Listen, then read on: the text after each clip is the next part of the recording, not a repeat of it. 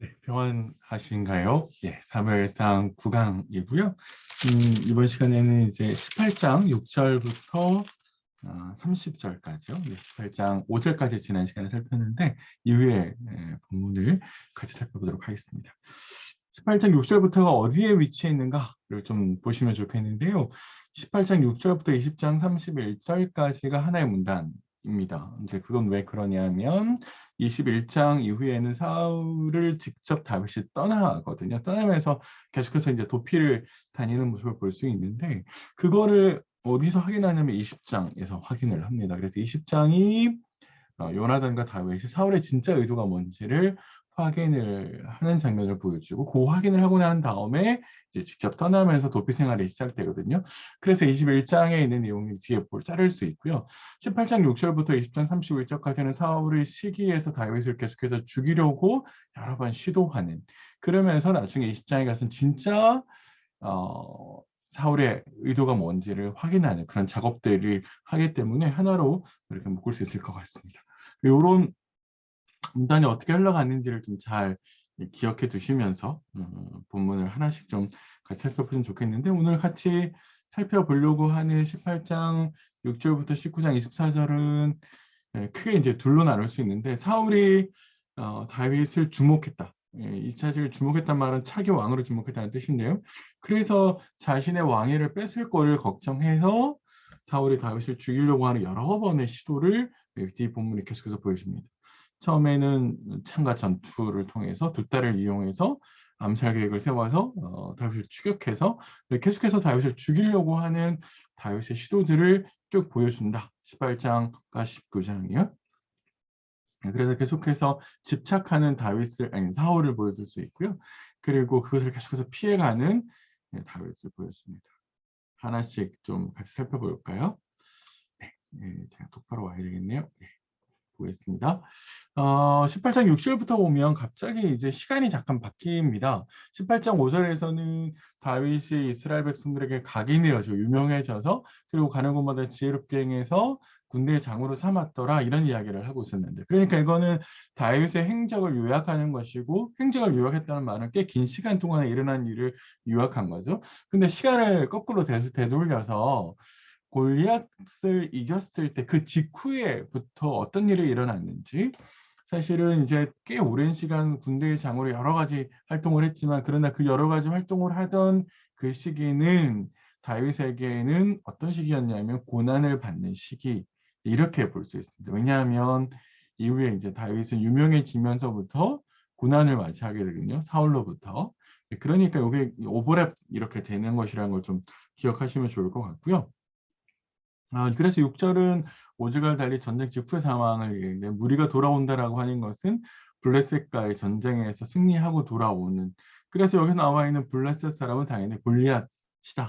이렇게 확인을 할 수 있는 거고요. 자, 그런데 그 돌아올 때 여인들이 이제 전쟁에서 승리한 군사들이 되돌아올 때 특별히 왕 사울과 그 혁혁한 공을 세운 다윗이 돌아올 때 노래를 불렀습니다. 그 노래의 이야기가 7절에 나오죠. 사울이 죽인 자는 천천히요, 다윗은 만만이로다. 천천과 만만이라는 말을 사울에겐 천천, 다윗에겐 만만이라는 말을 붙였기 때문에 다윗이 굉장히 기분 좋겠다. 그러나 반대로 사울은 굉장히 기분 나쁘겠다. 이렇게 우리는 얼핏 이렇게 표현되어지잖아요. 이렇게 느낄 수 있는데 한 가지 좀 잘 생각해야 될 것은 히브리에서 시구, 그러니까 평행법, 이게 시를 쓸 때, 문장을 쓸 때 평행법이라는 게 있거든요. 그걸 뭐 아주 자세하게 설명드릴 수는 없지만 어쨌든 첫 번째 문장과 두 번째 문장을 말을 맞추는 거죠. 그걸 이제 평행법이라고 하는데 다만 이 평행법에 있어서 숫자는 첫째 행보다 둘째 행을 높이 부르는 게 관행이었다 그래요. 잠언에도 보면 이런 식의 표현들이 계속해서 등장을 합니다. 그러니까 천천과 만만은 사울은 굉장히 뛰어난 사람인데 다윗은 더 뛰어난 사람. 그래서 다윗이 더 위대한 사람. 그래서 상대적으로 사울을 깎아내리려고 그런 표현이 아니라는 거죠. 다만 전쟁에서 승리한 이 승리한 것을 축하하는 동의어적인 표현입니다. 그러니까 동일한 메시지를 강조하는 방식이다라고 라고 이제 우리가 이해를 해야 될 건데요. 하지만 이 말을 들었을 때 사울이 그것을 모르지 않았을 텐데 사울은 굉장히 심히 불쾌하게 생각을 합니다. 그러면 당연히 이제 질문이 생기겠죠. 사울은 왜 그 불쾌하게 생각했을까? 예, 사실은 이제 15장 28절에 사무엘이 예언한 것이 있습니다. 불순종했던 사무엘에게, 아니, 사울에게요. 사무엘은 왕보다 나은 왕의 이웃이라는 말을 쓰면서 하나님께서 다른 사람에게 이 나라를 맡기실 겁니다를 예언했었죠. 어쩌면 우리가 이제 8절 이후에 8절 하반절에 그가 더 얻을 것이 나라 말고 무엇이냐 이렇게 이야기하고 있거든요.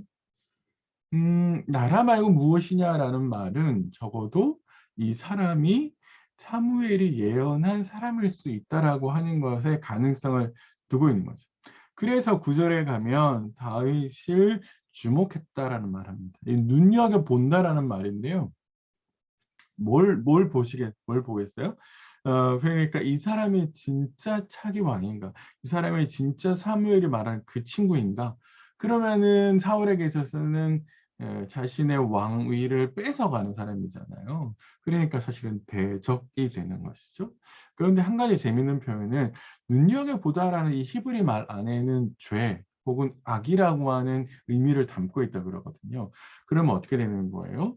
눈여겨본다라는 말은 사실은 죄를 짓는 거죠. 왜냐하면 하나님께서 다윗을 왕으로 선택하셔서 기름 부었단 말이에요. 그런 사람을 대적하거나 눈여겨보는 것은 그를 왕으로 선택한 하나님에 대해서 범죄하게 되는 거죠. 그래서 성경 기자는 이 사울의 행위를 부정적으로 평가하기 위해서 이런 말을 쓰고 있다. 이제 기억하시면 좋겠습니다. 자, 그러면 저희가 처음 이 단락은 시작점이죠. 그러니까 다윗에게 사울이 계속해서 괴롭혔던 그를 죽이려고 한 발화점이 되는 사건이 바로 6절부터 9절이라면 이제 다윗을 여러 번 죽이려고 하는 시도들을 자세하게 보여주는 게 지금 화면에 보고 계신 것처럼 10절부터 16절, 17절부터 30절, 19장 가서 또 두 번 이렇게 나누어집니다. 그래서 이제 쭉 여러 번 나오는 것들은 이제 사울이 다윗을 죽이려고 시도하는 것들인데요. 어떻게 죽이려는지 한번 볼까요? 처음에 보세요. 이튿날에 악령이 와서 여기서 말하는 악령이라고 하는 것이 진짜 우리가 말하는 사탄이 아니라고 제가 말씀을 드렸습니다. 구약에서는 사탄이라고 하는 존재 자체를 잘 모르고요. 하나님께서 통제하시는 모든 안에 있기 때문에 아주 악한 영 이렇게 부르라기보다는 사실은 악한 역할을 하는 천사 이렇게 보시는 게 더 좋겠다 생각이 듭니다. 그래서 이렇게 했을 때 사실은 창을 던지죠. 자신의 악령을 다스리기 위해서 고대 세계에서는 음악이 악한 영을 다스린다고 믿었기 때문에 음악을 연주하는 그 다윗을 향해서 창을 던집니다. 두 번이나 던졌다라고 이제 되어 있는데요. 두 번 피했다라고 하니까 두 번 던지게 되는 것이죠. 왜 던졌을까라고 하면 잠재적으로 자신의 왕위를 뺏어갈 사람 이렇게 생각하는 거죠. 그러면 적어도 그때 여인들이 불렀던 천천히요 만만이다. 사울은 천천히요 다윗은 만만이다. 라고 하는 그 노랫가락이 그 노랫말이 계속해서 머리를 떠나지 않고 그런데 바로 그 상대가 눈앞에 있고 자신의 가까이 창에 있었단 말이에요. 그러니까 그게 던지는 거죠. 그런데 다윗이 두 번 피했다 이렇게 되어 있습니다. 직접 죽이려고 했는데 실패했어요. 이제 그러니까 사울이 어떤 방법을 썼냐면 전장에서 전사해서 사고사로 죽이려고 합니다. 그걸 어떻게 읽을 수 있나요? 라고 이제 질문을 하실 텐데요. 13절에 그를 자기 곁에서 떠나게 천부장으로 삼죠. 천부장은 1000명의 군사를 거느릴 수 있는 사람이죠. 그러니까 군대의 장으로 삼았어요. 그러면 전쟁을 해야 되잖아요. 그 전쟁을 했단 말이 13절에 그가 백성 앞에서 어떻게 해요? 출입했다 이렇게 이야기합니다. 백성 앞에서 출입했다라는 말은 백성을 위해서 전쟁에 나가서 싸웠다라는 의미입니다. 백성을 이끌고 가서 그러니까 백성들이 군사가 되는 거죠. 그들을 이끌고 나가서 전쟁에서 싸웠다 이렇게 이야기합니다. 그러면 사울은 무슨 생각을 하냐? 천부장으로 세워서 전쟁에 내보내고 전쟁에 내보내서 적과 싸울 때 죽을 수 있는 그런 기회들을 마련하라고 이야기하죠. 사실 나중에 다윗이 이 나쁜 짓을 하긴 하는데요. 자기 젊었을 때 경험합니다. 근데 사실은 다윗은 사울의 의도대로 좋지 않고 오히려 다윗이 전쟁에서 승리하고 승리를 거둡니다. 다윗이 전쟁에 나서 승리를 거두면 거둘수록 다윗의 능력을 백성들한테 각인시키고 증명하는 거죠.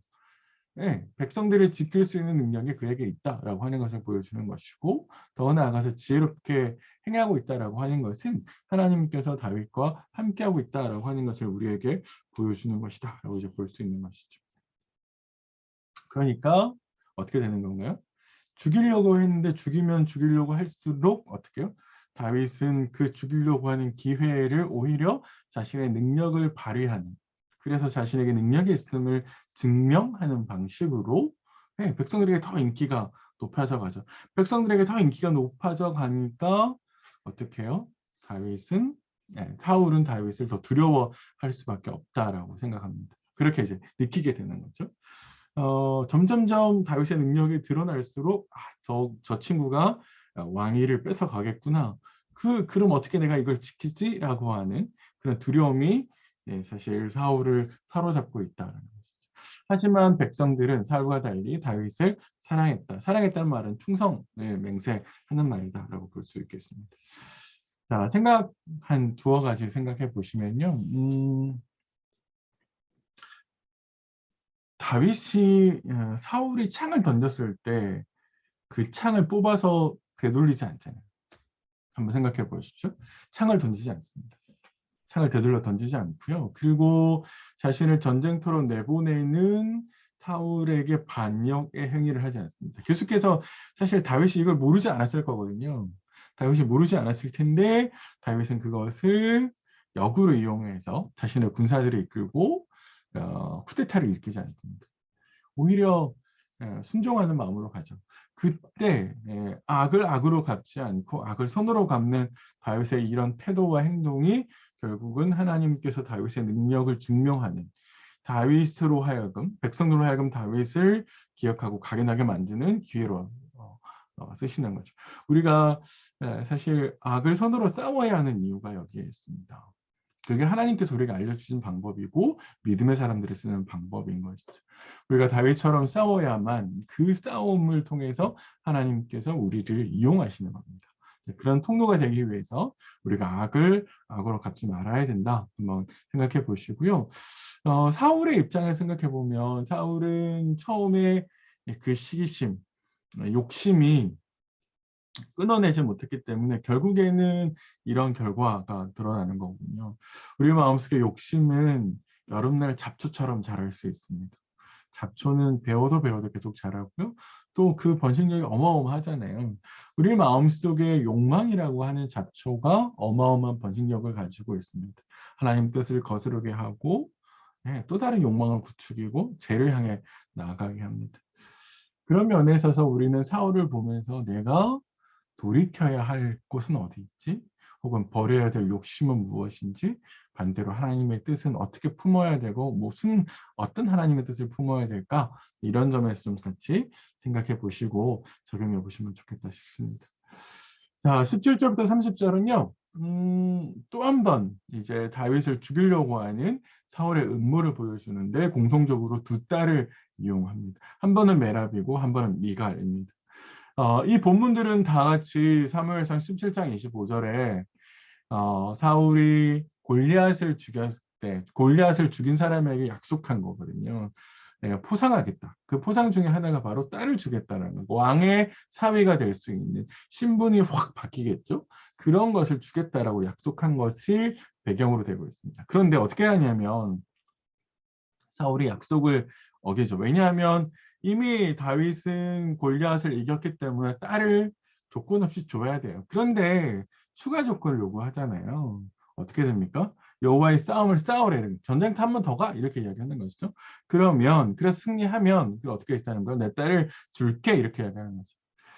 사실은 사울의 입장에서는 어떻게 하든지 간에 다윗을 죽이려고 하는 거지만 사실은 사울 자신을 죽이고 있는 행위거든요. 백성들에게 신뢰를 잃어버리죠. 신뢰를 잃어버린 왕은 왕으로서의 그런 통치를 할 수 없는 모습이 되어가는 거죠. 또 하나 생각해 보실 게 뭐냐면 딸을 이용해서 자신의 목적을 이루려고 하는 것이죠.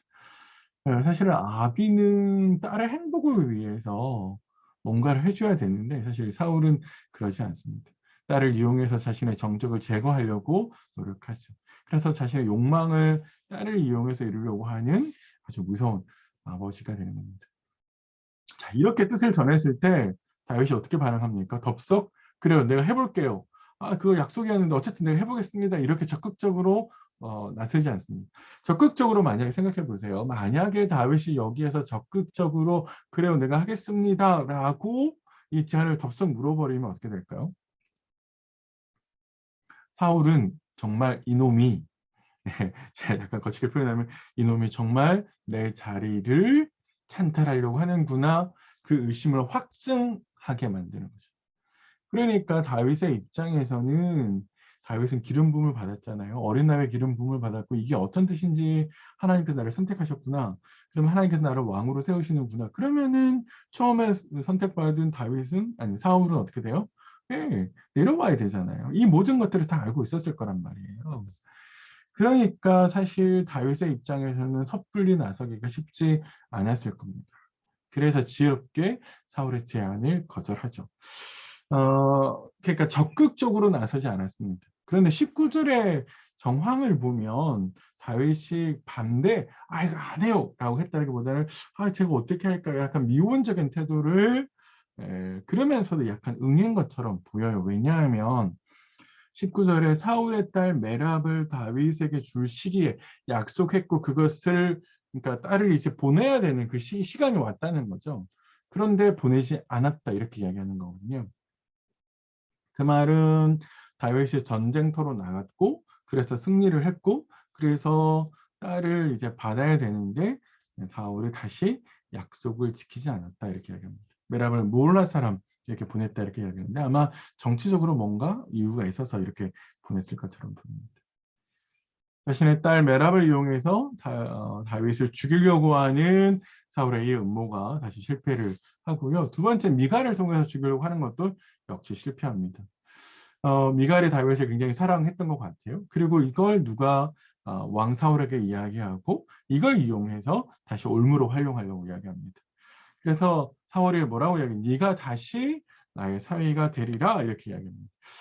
근데 이제 사실 우리 번역을 보면 말이 안 되잖아요. 왜냐하면 한 번도 다윗은 사울의 뭐예요? 사위가 된 적이 없어요. 근데 이제 우리말의 번역에 다시라는 말을 왜 이렇게 번역했을까 잘 모르겠는데 히브리가 비슈타임인데 이 말은 두 가지 때문에 혹은 둘을 통해서 이런 이유 때문에 네가 나한테 사위가 돼야 될 것 같아 이렇게 이야기하는 것처럼 보이거든요.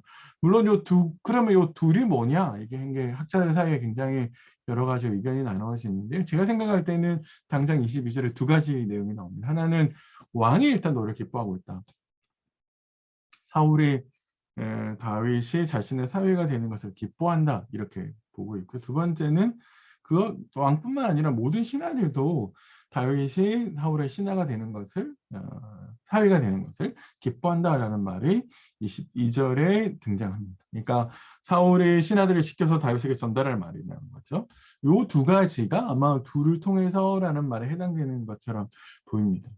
그러니까 이거를 사울이 다윗에게 비밀을 전하라 이렇게 이야기하잖아요. 22절에 다윗에게 비밀이 많아요 이렇게 이야기하는. 비밀이라는 말은 그럼 비밀은 말 안 하는 거잖아요. 이거 비밀인데 이제 이게 게 아니라 비밀이 말하라는 말은 원래 사울이 의도하는 건 뭐예요? 다윗을 전장터로 보내서 죽이려고 하는 거잖아요. 진짜 딸의 행복을 위해서, 미갈의 행복을 위해서 훌륭한 청년과 결혼시켜 주려고 하는 것이 아니라 그 딸을 주는 조건을 내걸고 그 조건을 내걸고 그 조건 때문에 전쟁터로 내보내고 전쟁터로 내보내서 죽이려고 하는 거죠. 그게 사울의 생각이에요. 사울의 의도예요. 그러니까 이 의도가 드러나지 않게, 이 의도를 다윗이 알아차리지 못하게 그렇게 해라 이렇게 이야기를 하는 겁니다. 그러면은 다윗은 어떻게 해야 될까요? 다윗은 예, 가난을 이유로 거절합니다. 아까처럼 똑같죠. 처음에 거절했던 것처럼 다시 내가 어떻게 왕의 집안과 혼사를 할 수 있겠냐? 왕의 집안 혼사하는 게 그렇게 쉬운 일이냐? 나는 가난하다. 나는 미천한 사람이다. 그러니까 왕의 사위가 될 만한 그런 이렇게 뭐가 잘 안 맞아. 그래도 우리가 뭔가 좀 있어야 되는데 우리는 그렇지 않아. 이렇게 이야기합니다. 당시에 일반 백성들이 결혼할 때는 50세겔 정도를 이제 지참금으로 이렇게 냈다 그러거든요. 그러면은 왕의 사위니까 훨씬 더 이것보다는 더 많이 냈을 것 같습니다. 그런데 이제 한 가지 좀 주목해 보아야 될 말은 다윗이 나는 가난해요라는 말을 하잖아요. 근데 사실은 가난해요. 만약에 17장에 사울이 약속한 대로 포상금을 주었다면 이제 이건 이러지 않겠죠. 가난하지 않을 겁니다. 그러면은 사실 이 말씀에 뼈 있는 말이죠. 약속을 이행하지 않았다라는 말을 하는 것이고요. 나중에 결혼을 한다 할지라도 지참금을 낼 수 없다라고 하는 것을 미리 언지를 합니다. 그러니까 사울의 신하들이 다윗의 이 말을 듣고 다시 사울에게 갔더니 사울이 아이 그거 괜찮아. 돈 안 내도 돼. 이렇게 이야기를 하면서 다만 블레셋 사람의 포피 100개를 가져와 이렇게 이야기합니다. 혹시 이제 임진왜란 때나 이런 때 전쟁을 하면 혹시 기억나세요? 사람 몇 명이 죽었더라 이제 그 기록을 이제 있잖아요. 그럼 죽은 사람들을 어떻게 이렇게 다 계수했을까? 어떻게 했을까요? 이제 역사의 기록에 의하면 그 죽은 사람의 귀나 코를 잘라와서 그걸 세서 몇 명이 죽었구나 이걸 판단하는 거죠. 포피 100개를 잘라오라라고 하는 것은 사실은 성기를 잘라오라는 얘기거든요. 그러면은 100명이면 100개의 포피가 있는 것이죠. 자, 그런데 왜 해필이면 블레셋 사람인데 포피를 잘라오라고 했을까? 가나안 주변에 있는 대부분의 민족들은 할례를 행했습니다. 그런데 바다 건너서 온 이 블레셋 민족들은요 할례를 행하지 않았어요. 이게 표가 나는 거죠. 다른 가나안 주변의 백성들과. 그래서 표피를 보면 이게 블레셋 사람인지 블레셋 사람이 아닌지를 확인할 수가 있는 겁니다. 그래서 표피를 잘 나오라고 한 거예요. 그런 면에 있어서 이제 사울이 아주 치밀하게 이제 조건을 요구하는 것이죠. 하지만 포피 100개가 사울의 목적이 아니라 다윗이 죽는 게 목적이었는데 다윗은 또다시 전쟁에 승리를 하고 100개가 아니라 200개를 가져오면서 미갈을 아내로 맞이합니다.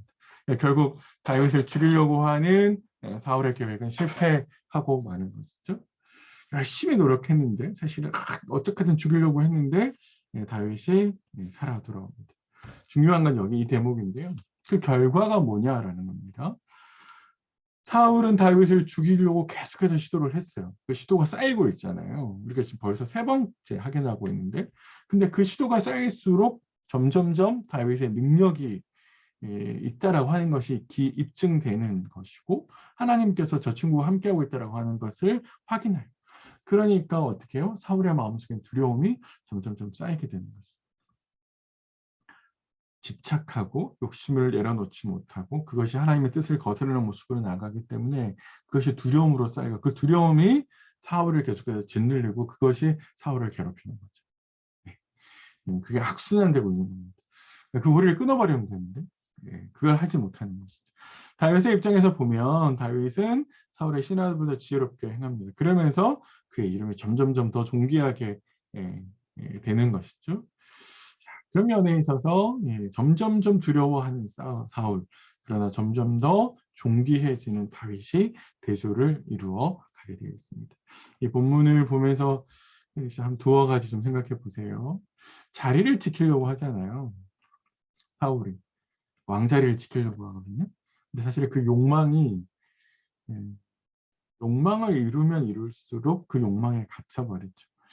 욕심을 이루려 할수록 그렇습니다. 그러면 그것은 하나님과 멀어지고 하나님과 적이 되는 길입니다. 그래서 사실 성경에 욕심이 잉태하면 죄를 낳고 죄가 장성하면 사망을 낳는다. 하나님이 원래 의도하신 것과 전혀 다른 길로 가게 된다라고 이야기하는 거거든요.